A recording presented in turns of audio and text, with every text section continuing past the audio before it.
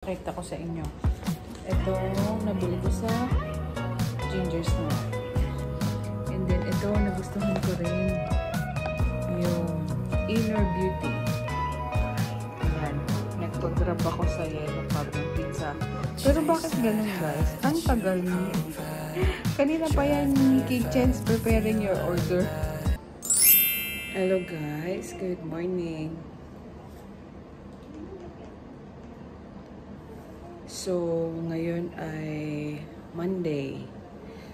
So, ilang araw na lang ang stay namin dito sa Manila. Sa Thursday, babalik na kami sa US. So, ngayon, Monday, alas 8 ng umaga. Si Daddy Box, maagang umalis. Siguro mga around 7 o'clock. Napunta siya dun sa bahay nila para ayusin pa yung ibang mga gamit niya. Dati na naiwan pa niya na gusto niyang dalhin ngayon sa US. So, ang plano niya i-sort out uli yun kasi ilang araw niya nang kaya hindi kami makaalis-alis. May muta pa ata. Kaya hindi kami makapasyal-pasyal or makalayo dahil nga ang dami pa niyang inaayos. So, yun. Ngayon, nandun uli siya, bumalik uli siya para mag-ayos-ayos ulit ng gamit. At i-box niya na para mapa-LBC niya. So, hindi namin isasama yung bagahe na yun. At ibubukod niya, ipapa-LBC niya para dun na i-send sa US. So, ngayon, i-try ko mag-ayos-ayos. Ay, hindi. Magpapalaba pala ako. Marami akong labahan. Si Sia tulog pa. Ayun. Nag-worry kasi ako, isa pa yan, kaya hindi kami makalayo. Dahil si Sia, ilang araw na nagtatae. Saka, the other day, pa siya, nilagnat pa. Kaya, ayun. Good thing naman, may pinabaon sa amin na gamot yung Kaiser, diba? Para sa, just in case magkaroon kami ng diarrhea dito, siguro dahil alam nila mag-a-adjust yung tiyan namin sa tubig. Siguro. Ewan ko, hindi ko alam. Hindi ko sure. Pero yun lang naman yung nakikita kong possible cause ng diarrhea namin. Actually, kami ni Daddy nauna na. Nagsabay kami ni Daddy nung last week. So, ngayon, ito si Sia. Siya naman ang nagda-diarrhea. Pero pinainom ko na siya nung gamot. So, yun. Ngayon ay ayan. Kita nyo, daming kalat. Ayan yung labahin. Pakita ko. So, ayan yung labahin. Yan yung palalaban ko. Tapos, ayan yung mga box namin. So, yun. Naayusin ko na yun. Total, wala naman laman yun na ilalagay ko na. Maglalabas na lang ako ng mga ilang damit para maayos na pati yung mga luggage namin. So, yun. Ayan, nanood pa ako kay Tony. Ayan lang yung hotel namin.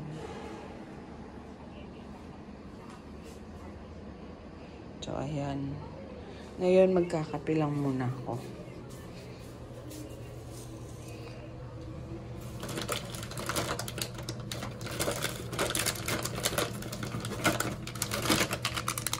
Ayan. Kopi ko. Dala ko rin yung vitamin C siya oh. Pero yung sa amin, hindi ko nadala.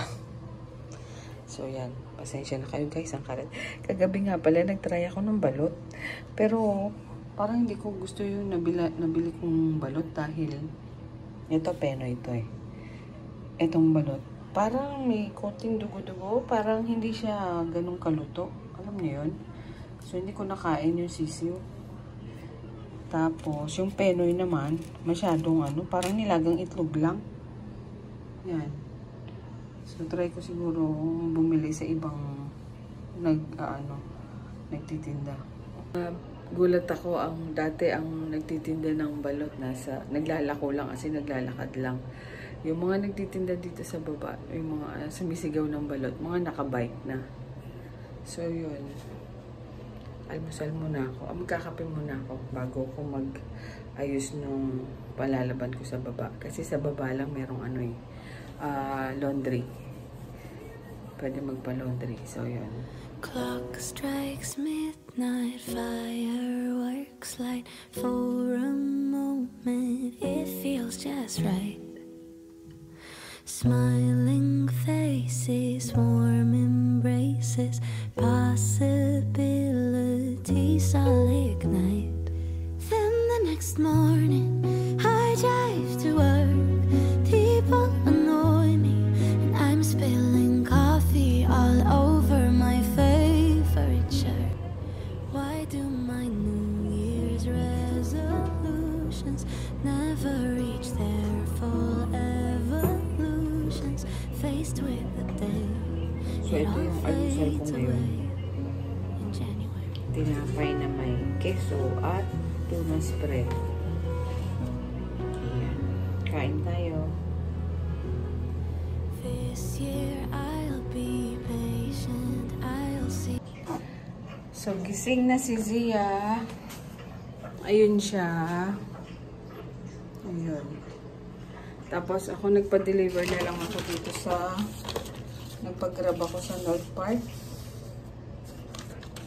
na noodles. Kasi gusto naman ni Zia ng noodles. So, yan. Prepare ko lang yung pagkain namin ni Zia.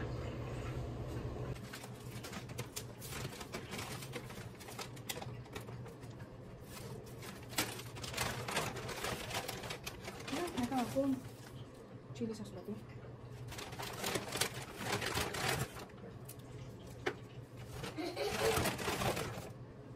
Ito yung noodles. Okay lang pala.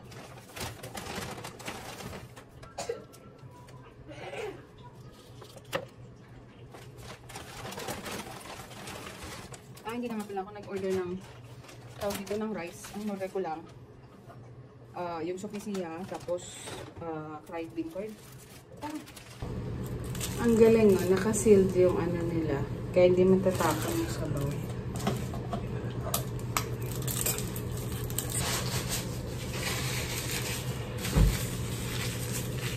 Ito yung fried bean curd nila. Ayan. Ito yung broccoli with mushroom. So, yun guys, kakain muna kami ni Zia. Lapit ka dito. Ang sarap na mushroom, ang dami, oh. Puro mushroom. Gusto mo itong mushroom na to, di ba? Yung shiitake. Good.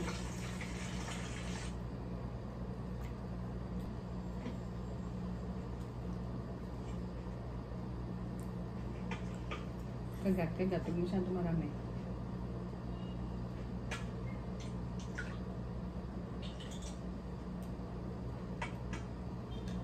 Soup.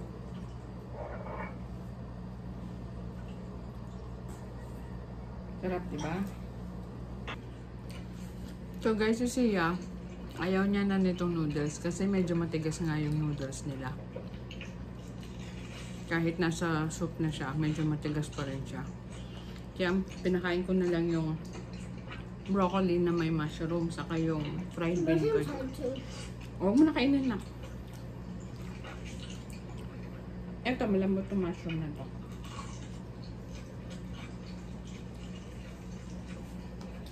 Yung shiitake siguro yun.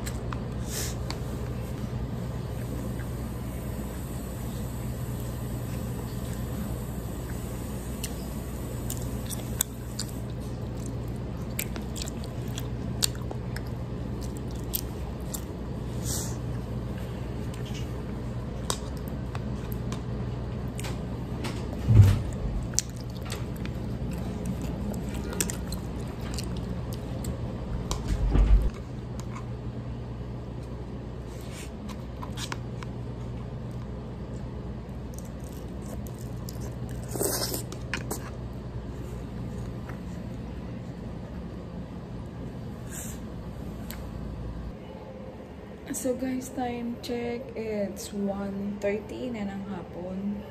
Wala pa rin si Daddy Box. Nandun pa rin siya sa kabila. Si Sia nakatulog kakanoon. So yan, nag-aayos na ako ng bagahe namin. So yun, pwede ko na ilagay sa box. Ilalagay ko na katulad ng mga pinabili na akong mga damit ni Sia. Pakita ko sa inyo. Itong nabili ko sa Ginger Snaps with S. Patong ko muna kayo dito. Madalas naman kasi kami sa Mall of Asia kasi nga malapit dito sa hotel. So ayan, ito nabili ko jumper. Kasi gusto niya, nahihilig siya ngayon sa mga jumper saka cargo pants. So ito, ang cute na. May ano siya, maong jeans. Tapos itong terno na pants, saka parang cargo style kasi may side pocket siya. Tapos sando, may terno siyang sando. So bala ko ito na lang pasuot sa kanya since mainit dito. Pag uwi namin, pwede niya isuot to. Tapos and then sa aeroplano siguro pag malamig na, magja-jacket na lang siya. So yan. And then isa pa, jumpsuit. Since ang dati ang favorite color nun pink, ngayon blue. Pero ito na yung pinakamalapit sa blue na color. Parang medyo greenish blue. Ayan, jumpsuit.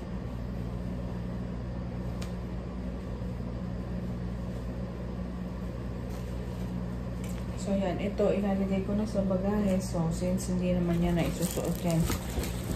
Dahil kanya sayang kasi plano pa sana namin mamasyal.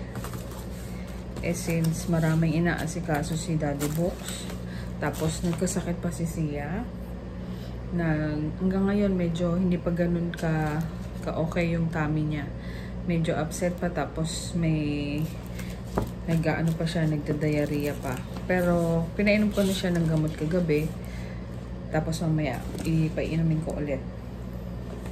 So hopefully bago kami sana umalis, mag-okay na si Sia. Mag-okay na yung tummy niya. Tapos si Daddy Box,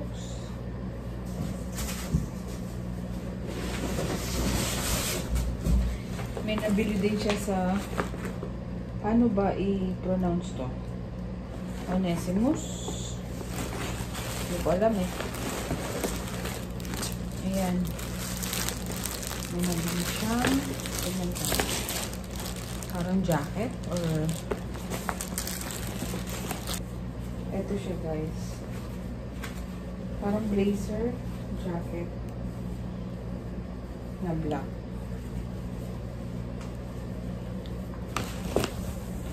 So yan, lalagay ko na rin sa box yan para mabawasan na yung liligpitin or ilalagay sa mga bagahe. So yan. Tapos nakabili din ako sa nakabili ako ng Dioras pala sa bench. Kasi nung time na, kailan ba yun?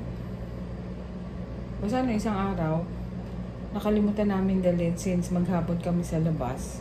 Tapos may mga imimit kaming mga friends namin.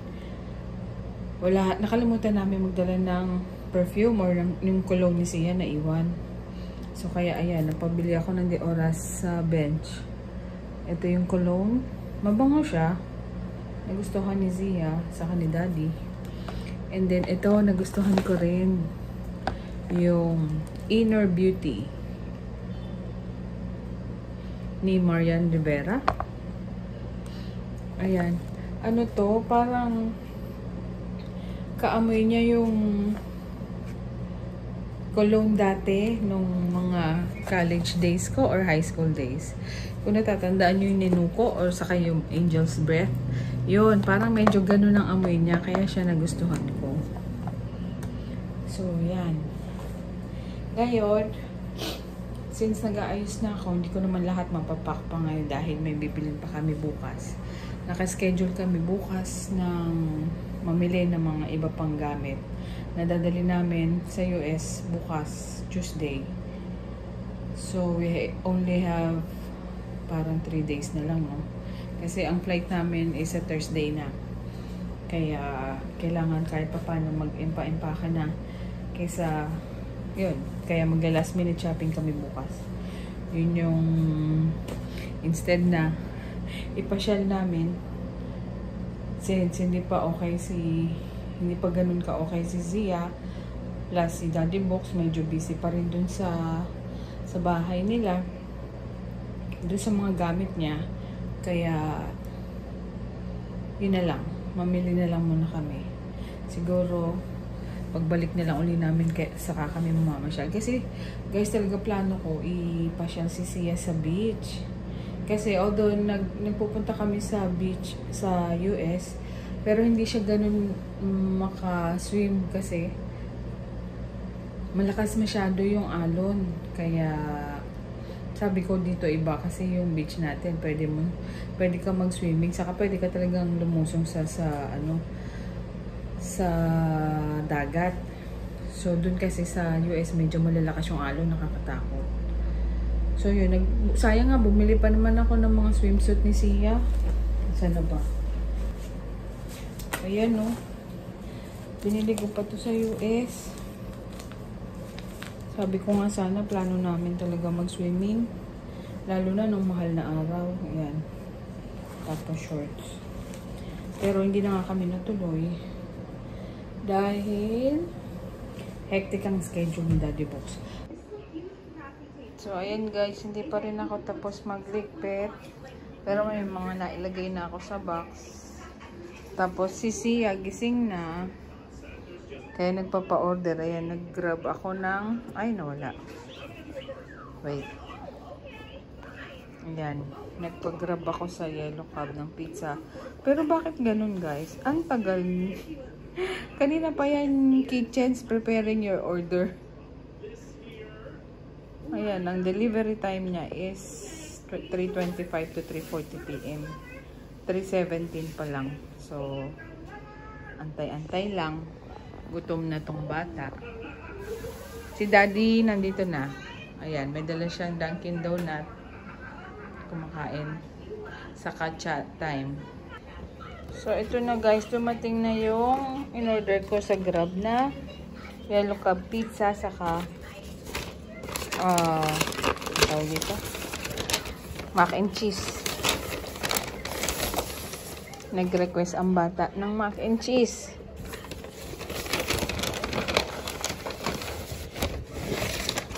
Ito. Ay, mainit pa na. Sarap. Ay. Ayan, no. Mac and cheese, saka Charlie Chan. So, ayan. 4 cheese pizza. Kasi yan ang gusto ni Sia. Ayun ang pepperoni. Ayan, kumakain na siya. Ako itong Charlie Chan. Spicy to eh. Parang kung pao. Kain tayo. So guys, time check. It's 8 o'clock na ng gabi. So umidlip lang si Daddy. Pasensya na kayo sa itsura ko. Nakakaligpit. Tapos humiga ako saglit. So si Daddy din, Daddy Box umidlip lang. Tapos ngayon, umalis na naman siya. Bumalik na naman siya doon sa bahay nila. Tinuloy yung inaayos niya mga gamit. Ayun si Sia. Pero bago siya umalis, binila niya muna kami ng pagkain. Ayan, Jollibee. Kay Sia, yung regular chicken. Sa akin itong spicy chicken. So yan, pinapakain ko na si Sia.